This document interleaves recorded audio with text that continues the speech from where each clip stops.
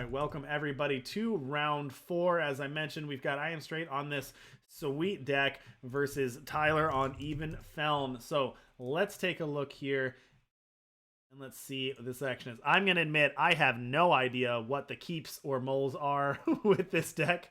I assume you want to get some power and get some things out and try to get to that eccentric officer. So imestr8's going to keep a hand of 2 power, a Ixton Cargo, not something we've seen in a while. A pair of Cliffside Porters, just 1 cost things to try to shuffle randomly to give 1 cost. Whew. Even Feln, this one makes a lot more sense. 2 copies of Even-Handed Golem, Vicious Overgrowth, Draw Ascending, and a Damara in hand. So Tyler's hand is exactly what you would expect from these cards, but imestr8's working with something wild over here, so we'll have to see how it plays out. Yeah, I'm really interested in seeing how this works as well. You know, you got some Cliffside Porters, some cheap units that you can throw out there for blocking, and then it looks like you've got Torch, so you've got some removal to work with. What's that 11 drop card? 11 cost. Yeah, so First Flame says, when you or one of your units hits the enemy player, play a 3/1 Flame Fang with Reckless. When you summon, play a 5/5 Infernus. I believe, chat, you can remind me, I thought there was like a while ago, this is like a year or 2 ago, there was some combo, I think, where it's like Mask or something where you could cheat out one of these or something like that, and it was pretty sweet, but I haven't seen that in a very long time. But here's that Eccentric Officer. That's going to come down next turn. Even-Handed Golem. The one thing I like about this, and this is way too early to say for this matchup, but if the even Feln decks and the Trove decks are going to sit back and kind of set up their set up their synergies and draw some cards, being able to cheat out units like a First Flame early in the game, I think that's a pretty good in this matchup, but we'll have to see how that goes. Reweave also, sack a unit to play a unit from your deck with the same cost or less and shift it. That's pretty good as well. So, ooh, here comes this Exploit though. Oh no, Exploit's gonna ruin imestr8's day. There goes that Eccentric Officer. Come on, Tyler, we wanted to have fun.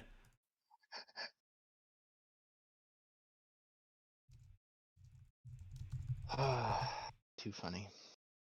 Well, here comes the Torch. And hits for 4, which is super nice. Throws in that little totem.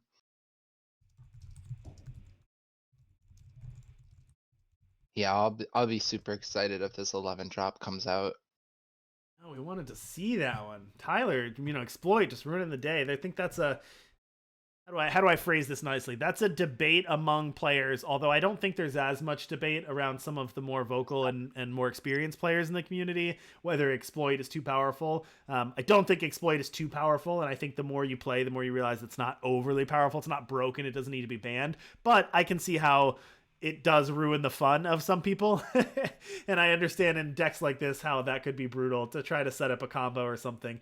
Effects like Exploit are better against combo type decks that are relying on a specific card. In those cases, Exploit is much better.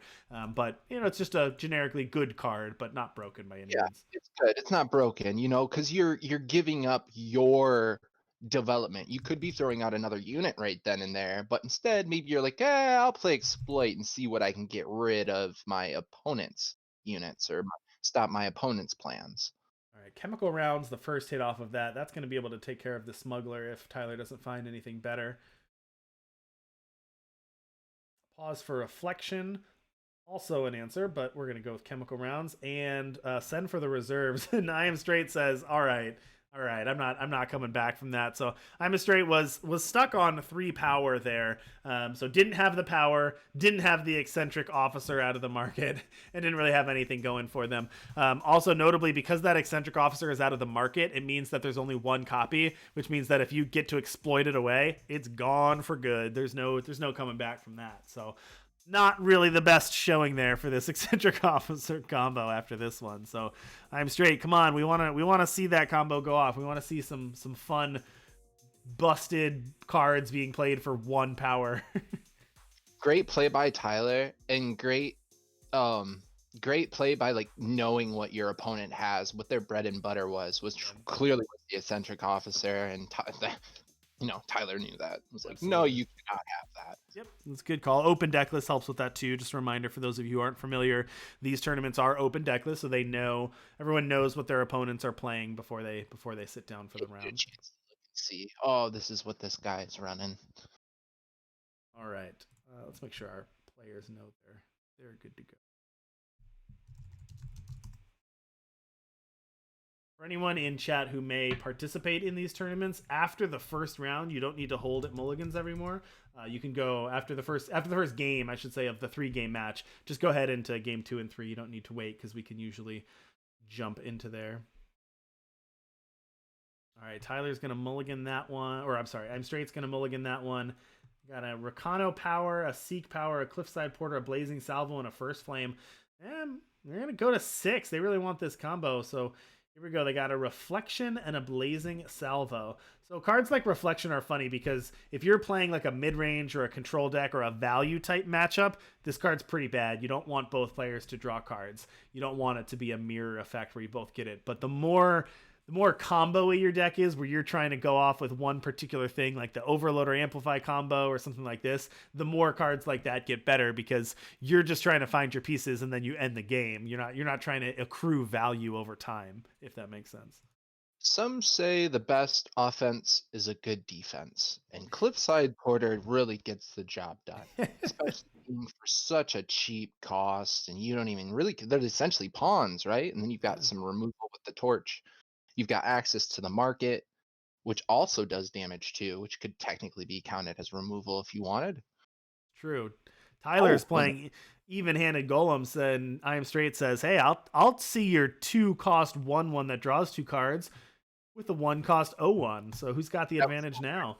he played exploit. He got rid of the market access card, and then he ended up just drawing the same card that he just got.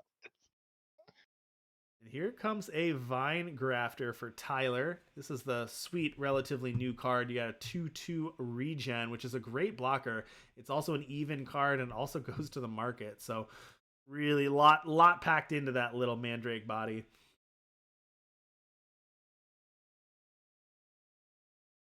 No real draws. They did draw. I'm sure he did draw another Blazing Salvo, but Blazing Salvo can only get a 2-cost spell, so it can only get Reread or Reweave. Can only get the pair of Rees there. Can't get the Eccentric Officer out of that.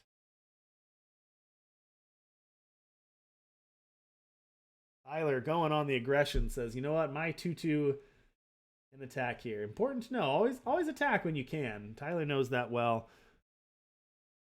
Strategize the draw for imestr8. Let's see. Again, we're just trying to find pieces, right? We're just trying to find combo pieces, but nothing yet for imestr8. Just keep drawing, keep trying to find combo pieces. Drawn 4+ extra cards here. Still haven't found it. But that regen is kind of pessimistic to get through.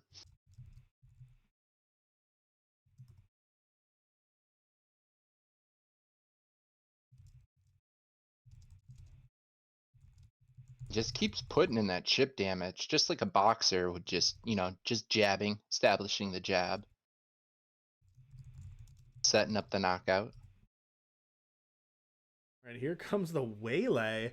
Enemy player discards each copy of a unit or site of your choice from their deck and then steal the enemy player's void. So gonna steal the Kairos, which I believe is part of the combo or the synergy. Gonna get rid of that Kairos here, so that's gonna make this a little harder for imestr8. So Tyler putting together the exploits and the Waylay is just really messing up with imestr8's plan. Now they were able to get the Eccentric Officer here off of the Red Canyon Smuggler. So let's see if imestr8's able to do this, or if Tyler's just gonna again mess with their fun here. Now, it doesn't look like it. Tyler does not have another exploit in hand. They just got kind of their hand stock full of value units here. But it looks like, unless I'm missing something, it looks like imestr8's going to be able to fire this off next turn. Yeah, I had a Waylay. I was fortunate enough to get a Waylay and a Forge, and I had a little bit of fun with that, with the Nectar that you can play with the 2 damage and decay, and then if you amp it for 3, you get to draw a unit from the void and put it in your hand. So for sure, that's pretty sweet. And then what's the other one where it's you draw a unit from your void and you get +1/+1? Dark Return. Yeah, and Dark Return. So I had those 2, and it was super fun. All right, here we go. Look at this with Reweave. imestr8's going to play out the Eccentric Officer and then Reweave it. That should, I believe, get the first flame. Yep, here comes first flame. All right. Wow. Actually, Reweave anything. That's going to get the first flame. That's going to get these Incarnuses here. Infernuses here. Sorry, not Incarnus. The only problem here is what I'm seeing is Tyler is at 26. Tyler can ignore this if they want. Or they can just eat the Red Canyon Smuggler. But Tyler has an active Giral and a second active Giral in hand, which means every spell that Tyler casts is going to do basically double its cost of damage to the face. And imestr8's only at 14, which means Tyler basically only has to do 7 costs worth of spells to just end the game right away.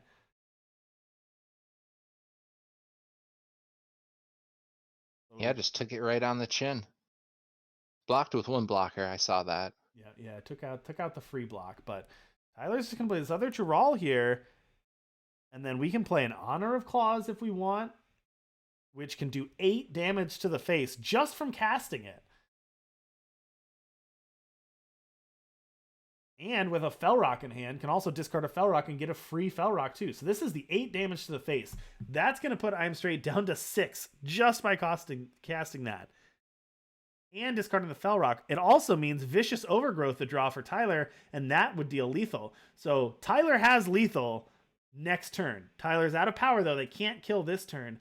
So is there any way imestr8 can kill this turn? Otherwise, they are dead. Ooh, there's a 1-cost first flame. Look at this. Holy RNG. Is this it? Is this enough? Give one of your units double damage this turn. This might be it. It's going to be close. I haven't done the math. I don't think so. It depends on how Tyler blocks, because this Rugin's Choice can give something double damage. But look at this. The regen on the Vine Grafter blocks all of the damage, even if it's double damaged. How about that? So it doesn't matter. So this Overwhelm too, it stops all of it. It stops the Overwhelm. It stops the double damage.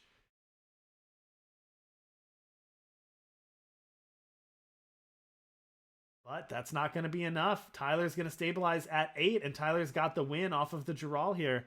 All they need to do is Vicious Overgrowth face, and that's game.